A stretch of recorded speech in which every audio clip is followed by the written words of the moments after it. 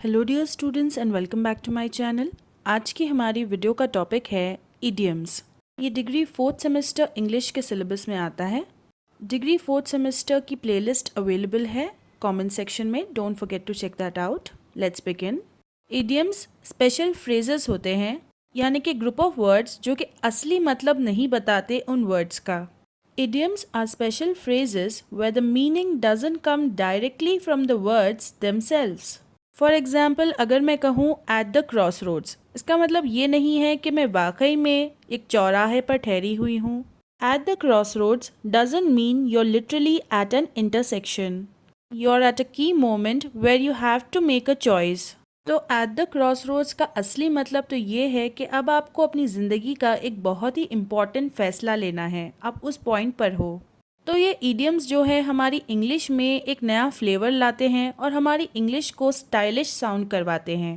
These are like flavour boost for how we speak and right.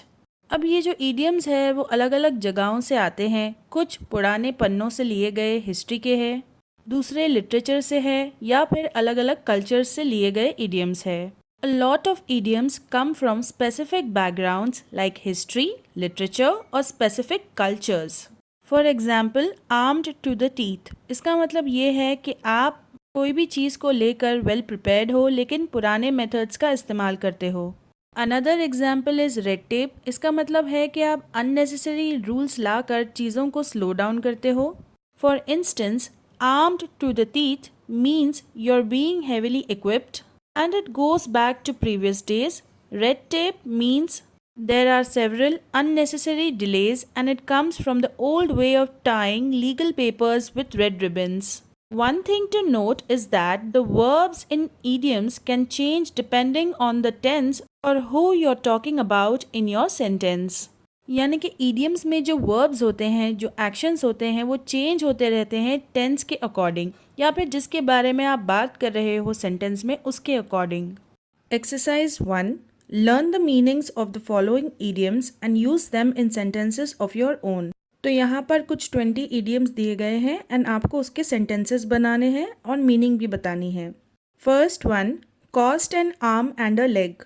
जब कोई चीज़ बहुत महंगी होती है तब हम इस idiom को यूज़ करते हैं। For example, I bought a new iPhone and it cost me an arm and a leg.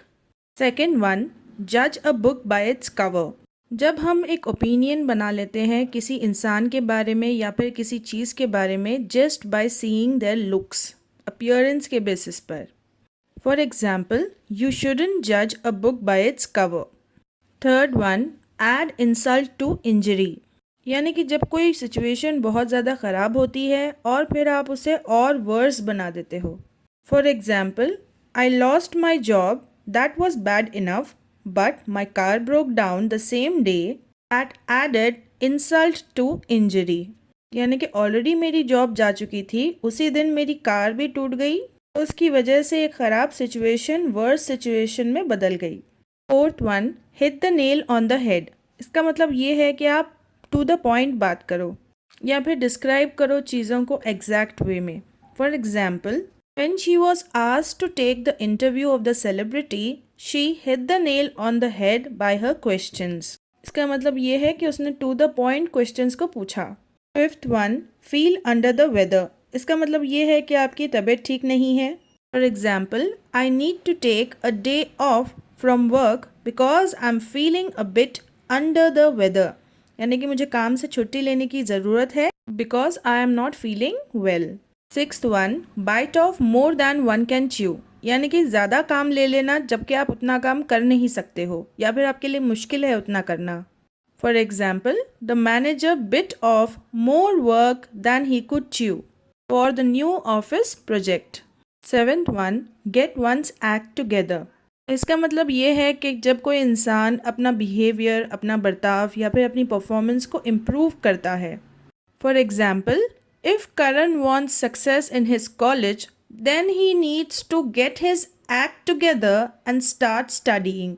यानी कि अगर करण को कामयाबी चाहिए तब उसे अपनी परफॉर्मेंस को इम्प्रूव करना होगा। He has to get his act together and start studying. Eighth one, go the extra mile। यानी कि जितना करना चाहिए आप उससे ज़्यादा करते हो। For example, my father always goes the extra mile to help the needy people. यानी कि मेरे फादर जितना करना चाहिए उससे कई ज़्यादा करते हैं जब वो गरीबों की मदद करते हैं। 9th one, touch and go. यानी कि कोई सिचुएशन या फिर कोई रिजल्ट आ जाता है अचानक से या फिर बहुत रिस्क होता है उस चीज़ में। For example, the patients recovery was touch and go for a while but he is doing better now. यानी कि पेशेंट की हालत जो थी वो बहुत ही ज़्यादा अनसर्टेन सिचुएशन में थी, रिस्की सिचुएशन में थी, लेकिन अब वो बेहतर है। 10th one, B world's apart. यानी कि एक दूसरे से कम्प्लीटली डिफरेंट होना। For example, although they are twins, their interest and taste are worlds apart. यानी कि जबकि वो ट्विन्स है लेकिन फिर भी उनके इंटरेस्ट अलग है, टेस्ट अलग है completely. 11th one, up in the arms. यानी किसी चीज़ को लेकर गुस्से में आ जाना। Her relatives were up in the arm about her new success. यानी कि रिलेटिव्स बहुत ज़्यादा गुस्सा थे उसकी नई सक्सेस को देखकर। 12th one, on cloud 9। इसका मतलब है बहुत ज़्यादा खुश होना। For example, he got a new job and he was on cloud 9। यानी कि नई जॉब मिलने से वो बहुत ज़्यादा खुश था। 13th one, leave out in the cold. यानी कि किसी को किसी ग्रुप में से या फिर एक्टिविटी में से अलग कर देना। For example, she invited every one two the party but she did not invite Sam, she was left out in the cold. यानी कि उसने सबको इन्वाइट किया लेकिन सैम को छोड़ दिया। She was left out in the cold. So leave will change to left. So इसी तरह वर्ब्स चेंज होते हैं सेंटेंस के according. 14th one, break new ground. यानी कि कोई ऐसा काम कर देना जो कि पहले ना हुआ हो। For example, the scientist was able to break new ground with their new cutting edge research. यानी कि साइंटिस्ट ने कोई ऐसा काम किया है जो कि पहले नहीं हुआ है, जैसे कि उन्होंने फाइंड आउट किया है cutting edge research. 15th one, blow hot and cold. यानी कि अक्सर अपना दिमाग चेंज करते रहना किसी भी बात को लेकर। For example, my boss blows hot and cold about the new project. 1 minute he loves it, the next minute he hates it. यानी कि मेरा बॉस अक्सर अपना माइंड चेंज करते रहता है नए प्रोजेक्ट को लेकर। एक मिनट वो उस प्रोजेक्ट को बहुत ज़्यादा प्यार करता है और दूसरे मिनट उसी से नफरत करता है। 16th one, on the ball. On the ball का मतलब है हमेशा अवेयर रहना नए आइडियाज़, मेथड्स और ट्रेंड्स के साथ। For example, maintaining contact with customers keeps me on the ball. यानी कि जब मैं कस्टमर्स के साथ कॉन्टैक्ट बना के रखता हूँ तब मैं उनके आइडियाज़ और उनके ट्रेंड्स के साथ कनेक्टेड रहता हूँ। 17th one, bite the bullet. यानी कि एक डिफ़िकल्ट सिचुएशन का सामना करना हिम्मत के साथ।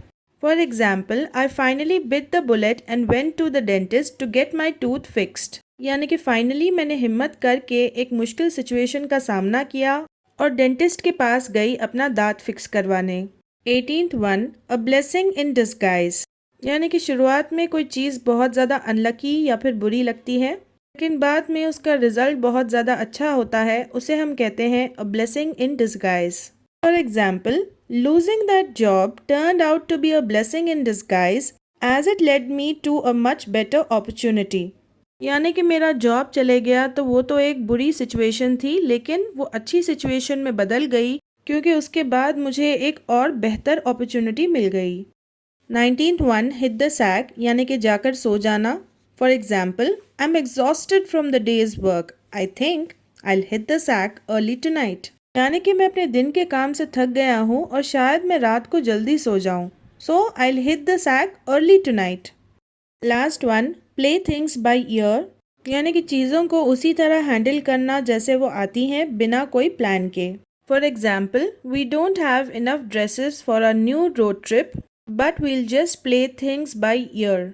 यानी कि नई रोड ट्रिप के लिए हमारे पास नए कपड़े तो नहीं हैं लेकिन जो भी कपड़े हैं उसी के साथ हम एडजस्ट करेंगे। Exercise B, use the idioms you have learned in this lesson to complete the following sentences। यानी कि आपको fill in the blank करना है idioms के साथ। First one, we sold the entire stock but were unable to dash। यानी कि हमने सारा स्टॉक बेच दिया लेकिन फिर भी ना तो हमें लॉस हुआ और ना ही प्रॉफिट। तो इसके लिए हम idiom यूज़ करेंगे break even। Second one, I would dash that we will not be able to win the tournament। Sure हूँ इस बात को लेकर कि हम टूर्नामेंट नहीं जीतेंगे। तो इसके लिए आप इडियम लगाओगे bet your bottom dollar. Third one, it is up to the boss to dash, यानी कि फैसला लेना बॉस के हाथ में है, तो उसके लिए हम इडियम यूज़ करेंगे call the shots. Fourth one, she was at the scene of the accident so she was able to give a dash description to the police. क्योंकि वो एक्सीडेंट सीन पर स्पॉट पर मौजूद थी, इसीलिए वो एग्जैक्ट डिस्क्रिप्शन दे पाई पुलिस को। सो एग्जैक्ट डिस्क्रिप्शन के लिए इडियम है blow by blow. Last one, the sky seem to be clear when dash it poured, यानी कि आसमान एकदम साफ लग रहा था लेकिन अचानक से ये हो गया। सो अचानक से ये हो गया के लिए आप इडियम लगाओगे out of the blue. So students, ये मोस्ट इंपॉर्टेंट एक्सरसाइजेस है फॉर बोर्ड एग्जाम एंड इसी में से पूछा जाता है। Exercise C. Look up the meanings of idioms given in the box below and then use them appropriately to complete the sentences that follow. तो यहाँ पर कुछ idioms दिए गए हैं, उनकी meaning आपको समझनी है and then fill in the blanks करना है। Let me explain you the meanings. First one, to face the music. इसका मतलब ये है कि जो भी आपने काम किया है उसका अब बुरा रिजल्ट जो होने वाला है उसे बर्दाश्त करने के लिए रेडी रहो। Second one, to cut the corners. यानी कि शॉर्टकट रास्ता इस्तेमाल करके अपना काम करना, इजी वे यूज़ करना और रूल्स को इग्नोर करना। Third one, to cut no ice. इसका मतलब है कि आप बिल्कुल भी दूसरों को अफेक्ट नहीं करते या फिर इन्फ्लुएंस नहीं करते। Fourth one, to clam up, यानी कि शांत हो जाना, काम डाउन करना या फिर रिलैक्स करना। Next one, to see eye to eye. It means कि आप किसी के साथ अग्री करते हो या फिर आपका और उसका सेम ओपिनियन है। Next one, to break the bank. इसका मतलब ये है कि कोई चीज़ बहुत ज़्यादा महंगी है। Next, to bide one's time, यानी कि पेशेंटली वेट करना एक अच्छी अपॉर्चुनिटी का कुछ करने के लिए। Next one, to take a back seat, यानी कि कम इम्पॉर्टेंट रोल निभाना। Next one, to hold one's horses, यानी कि किसी भी पल का पेशेंटली वेट करना। Next one, to call a spade, यानी कि ऑनेस्टली एंड डायरेक्टली किसी भी टॉपिक पर बात करना जो कि दूसरे लोग अवॉइड करते हों।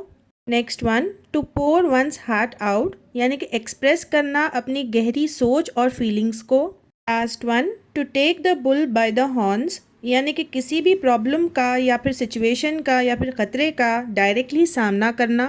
It is fill in the blanks. The suspect dash when the police asked her where she was at the time of the crime, यानी कि जो सस्पेक्ट थी, यानी कि जिस पर पुलिस को शक था, वो खामोश हो गई जब उससे पूछा गया कहाँ थी जब ये क्राइम हुआ। तो साइलेंट होने के लिए इडियम है clammed up. Second one, Krish is quite straightforward, you can trust him to dash, यानी कि क्रिश एक सीधा इंसान है और आप उस पर भरोसा कर सकते हो कि वो चीज़ों को उसी तरह बताएगा जिस तरह वो है, ऑनेस्टली। तो इसके लिए हम इडियम यूज़ करेंगे call a spade a spade. Third one, dash I am almost done using the computer, यानी कि पेशेंट रहो, मेरा काम ऑलमोस्ट ख़त्म हो चुका है कंप्यूटर यूज़ करने का। पेशेंट रहने के लिए हम इडियम यूज़ करेंगे होल्ड योर हॉर्सेस।